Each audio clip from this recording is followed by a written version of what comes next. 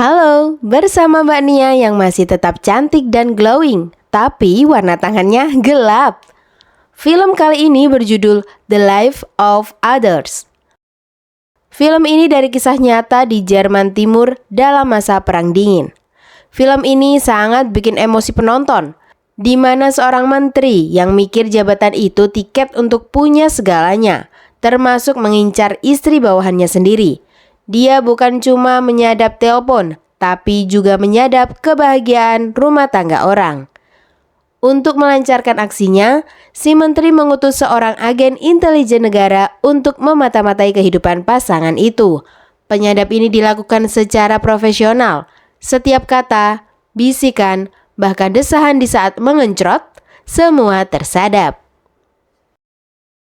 Film ini terinspirasi oleh realitas yang benar-benar terjadi di Jerman Timur saat Perang Dingin. Film diawali dengan latar pada tahun 1984 di sebuah penjara di Jerman. Kita diperlihatkan dengan seorang agen khusus bernama Gerd Wissler. Di sana ia sedang menginterogasi seorang tersangka dengan dingin dan profesional. Ia seperti mesin penggali kejujuran yang tidak ada tandingannya.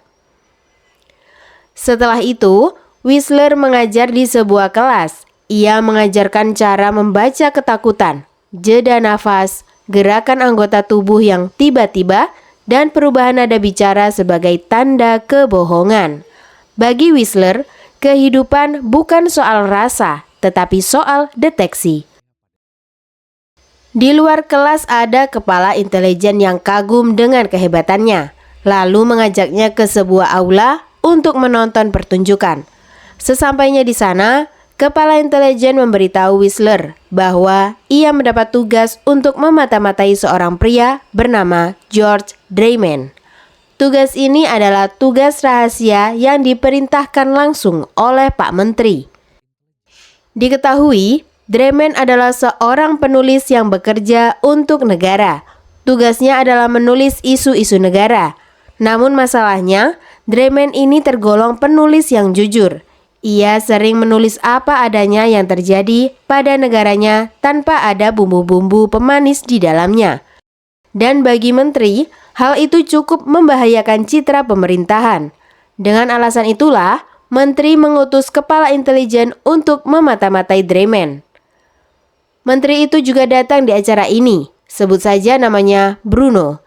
Disinilah semuanya mulai terungkap. Ternyata, tujuan menteri datang ke sana adalah untuk menonton istri Dreimann, yang merupakan seorang aktris panggung bernama Krista. Pada masa itu, Krista memang cukup terkenal sebagai aktris teater karena cantik dan memiliki tubuh semlehoi alias seksi. Menteri Bruno melihat kesempatan untuk mendekati Krista karena aktris itu berkarir di perusahaan produksi film milik negara.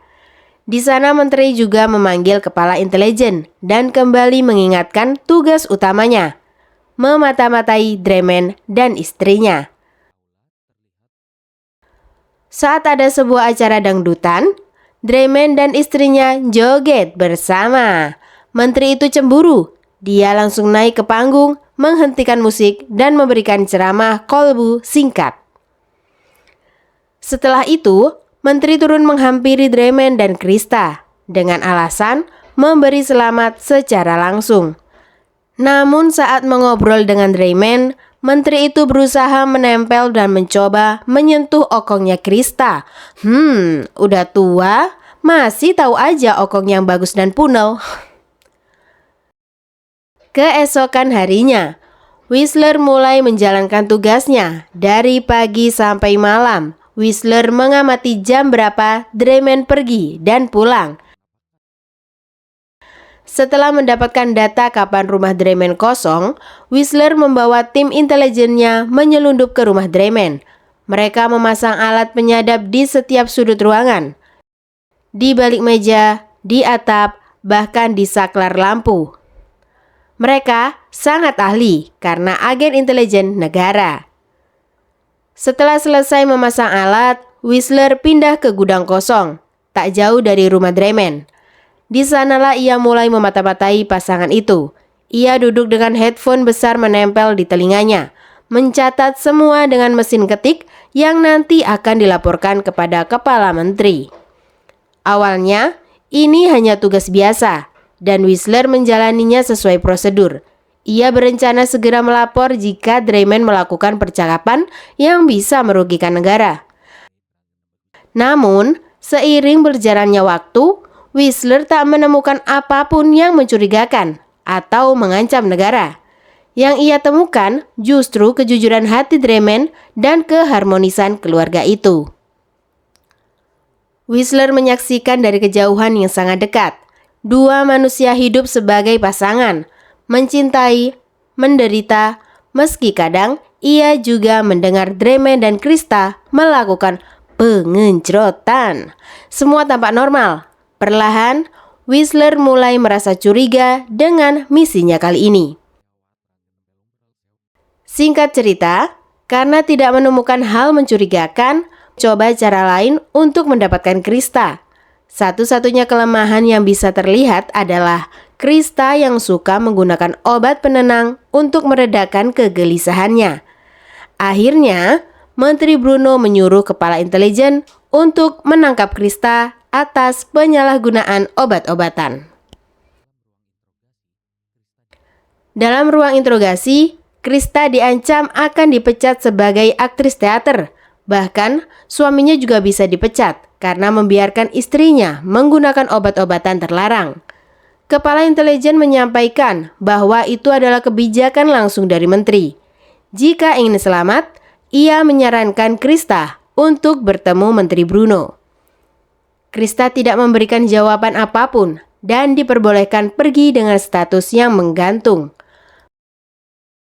Beberapa hari kemudian, saat Krista pulang dari nonton acara karnaval Sonhorek, datang mobil mewah mengikuti dari belakang.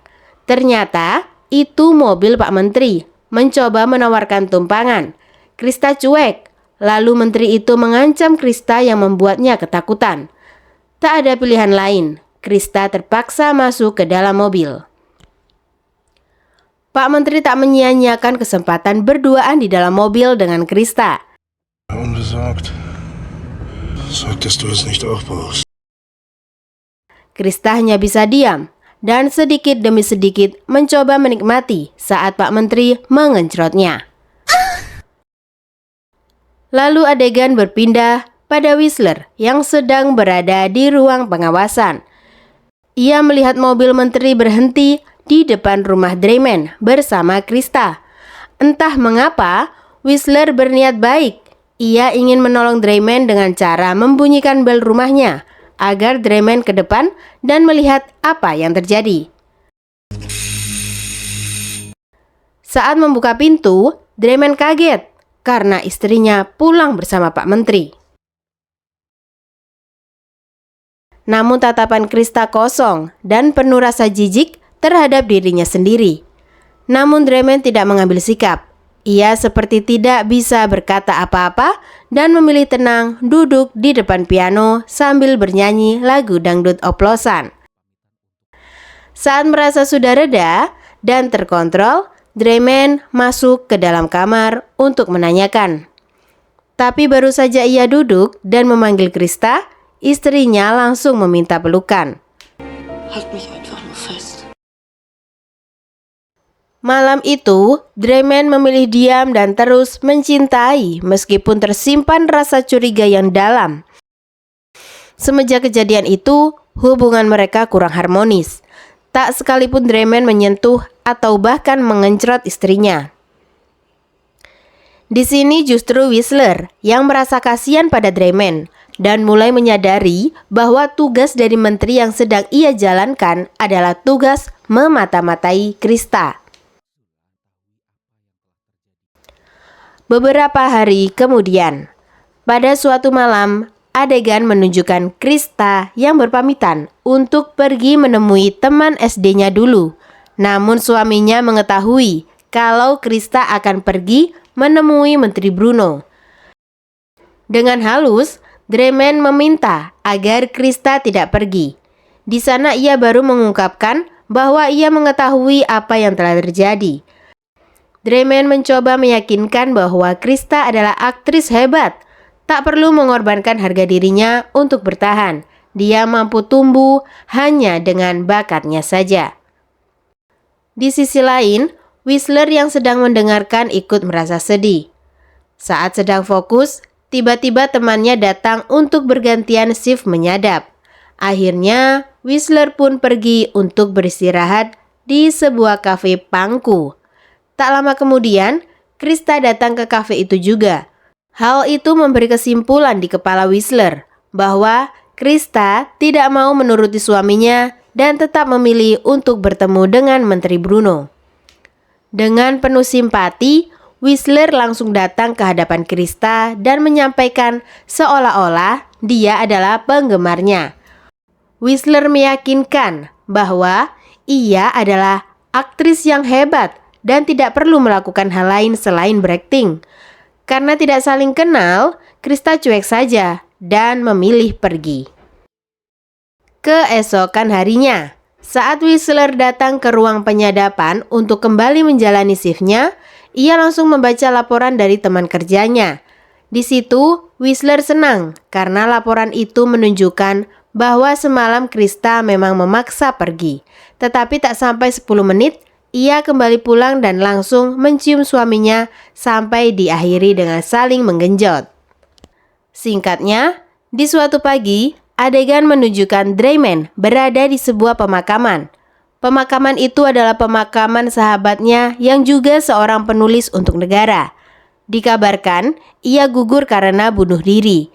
Di situ Draiman dan kawan-kawan penulis lainnya mulai curiga dengan sesuatu. Pasti ada yang tidak beres dengan para pemerintahan di negara ini. Akhirnya Draiman dan kedua temannya merencanakan sebuah misi rahasia.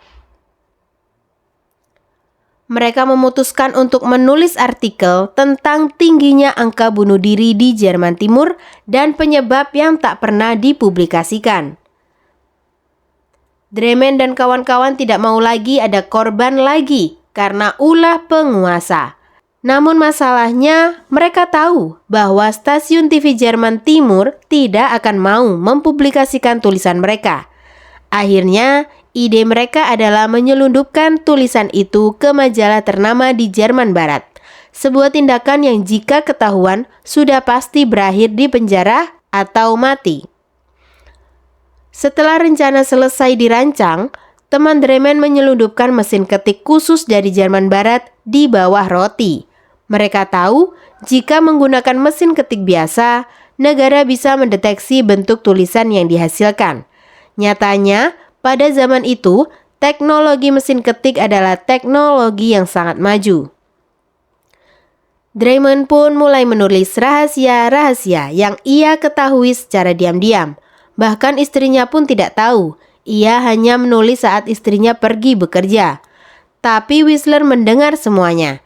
Ia tahu Draiman akan menerbitkan tulisan berbahaya. Beruntungnya, Whistler tidak pernah melapor. Ia justru membantu Draiman secara sembunyi-sembunyi. Whistler menulis laporan tidak sesuai dengan apa yang ia dengar. Dia mengarang semuanya agar langkah Draiman dan kawan-kawan tidak bisa tercium. Bahkan, saat kepala intelijen dan timnya mencium ada gerakan ilegal, Whistler berbohong. Dia bilang tidak ada aktivitas mencurigakan. Whistler, sang mesin interogasi terbaik negara, kini nekat berbohong untuk menyelamatkan kebenaran dan keadilan. Semuanya tampak aman-aman saja. Tetapi, suatu saat, Draiman sedang menyembunyikan mesin ketik di bawah lantai papan. Tiba-tiba, istrinya pulang dari pengajian dan melihat semuanya. Namun Krista berpura-pura tidak melihat apapun. Akhirnya, semua berjalan lancar dan buku soal kritik tentang bunuh diri dan penyebabnya bisa beredar di Jerman Barat. Melihat terbitnya buku itu, negara cukup terguncang. Kepala intelijen pun langsung melakukan investigasi. Dia memanggil ahli mesin ketik negara untuk mencari siapa pemilik mesin ketik seri itu. Kepala intelijen sangat yakin bahwa Draiman lah yang menulisnya. Tapi ahli mesin ketik mengatakan bahwa mesin itu berbeda dengan mesin yang biasanya digunakan oleh Draiman. Namun mereka juga sempat berpikir kalau Draiman menyelundupkan mesin ketik secara ilegal. Tidak kehabisan akal, kepala intelijen kembali memanggil Krista ke ruangan dan mengancamnya habis-habisan. Namun tidak lama setelah ancaman itu, anehnya Krista malah menanyakan apa ada sesuatu yang bisa dilakukan untuk menyelamatkan karirnya. Dengan licik, kepala intelijen meminta Krista berkata jujur, apakah suaminya Draiman yang menulis buku itu. Emang dasar, betina lebih mementingkan dirinya daripada orang lain. Krista yang tidak berpikir panjang langsung mengonfirmasi bahwa Draiman lah yang menulisnya. Tapi Krista mengaku tidak mengetahui di mana Draiman menyembunyikan mesin ketiknya. Dengan cepat, rumah Draiman langsung digeledah. Beruntungnya, penggeledahan itu tidak berhasil menemukan barang bukti apapun, sehingga mereka tidak bisa menuduh Draiman yang menulisnya. Tapi kepala intelijen tidak kehabisan akal. Ia langsung memanggil Whistler sebagai interrogator terbaik untuk datang ke kantor dan menginterogasi Krista. Pokoknya, Whistler harus bisa membuat Krista mengatakan di mana mesin ketik disembunyikan. Apapun dan bagaimanapun caranya. Jika Whistler gagal, hukumannya adalah dipecat dengan tidak hormat. Akhirnya, mau tidak mau, demi menyelamatkan dirinya sendiri, Whistler menggunakan kemampuan terbaiknya untuk menginterogasi Krista. Singkat cerita, Krista berkata jujur, mengatakan semuanya. Ia hanya mementingkan dirinya sendiri. Saat Krista akan segera diantar pulang, kepala intelijen memberikan obat penenang sebagai hadiah. Singkatnya, Krista pun pulang dan langsung mandi. Lalu tidak lama kemudian disusul para penggeledah. Tanpa banyak bicara, si ketua intelijen langsung menggeledah dan mengarah pada lantai papan yang disebutkan oleh Krista. Tapi jelas saja, mesin ketik itu sudah tidak ada di tempatnya. Di situ, lewat bahasa matanya, Draiman memandang Krista dengan tajam dan mengetahui bahwa Krista lah yang memberitahu semuanya. Dengan segala penyesalan ditambah malu pada suami dan dirinya sendiri, Krista berjalan keluar dan menabrakkan diri ke mobil yang melaju sangat kencang. Dia pun lock out dari dunia ini. Singkat cerita, 2 tahun berlalu. Suatu hari, Draiman bertemu kembali dengan Menteri Bruno. Kini si menteri sudah pensiun dan hidup tenang. Di sana Draiman bertanya, kenapa selama ini saya tidak pernah diawasi saat menjadi penulis, sementara penulis lain diawasi ketat? Menteri menjawab dengan senyum sinis, sampai hari ini, jika aku mau, aku masih bisa mendengar semua suara yang kau keluarkan dari rumahmu. Intinya menteri di sini mengatakan ia tidak mau menyadap lagi karena Krista sudah tidak ada dan berarti tidak ada hal menarik lagi yang perlu ia dengarkan. Mendengar itu Draiman pun kembali sakit hati, tapi dia menahan dirinya dan tidak lama langsung pulang ke rumah untuk mencari alat penyadap yang ternyata terletak di semua titik ruangan. Setelah itu, ia datang ke lembaga nasional yang menyimpan semua tulisan dari hasil penyadapan. Di sana, ia membaca semua halaman dan mengetahui bahwa tulisan itu tidak sesuai dengan apa yang terjadi, melainkan orang yang bertugas telah melindunginya dengan membelokkan hasil penyadapannya. Draiman sangat merasakan pada saat dia merencanakan tulisan rahasia, Whistler sepenuhnya melindunginya. Di sana nama Whistler disebut dengan HGWXX7. Draiman pun menyadari bahwa Whistler lah yang selama ini menolong dirinya. Setelah itu Draiman langsung meminta data siapakah HGWXX7. Petugas menyampaikan bahwa HGW XX7 telah dipecat dari tugasnya sejak 2 tahun yang lalu dan sekarang bekerja menjadi tukang sortir di sebuah perusahaan kecil. Draiman pun langsung mencarinya dan mengawasinya dari jauh.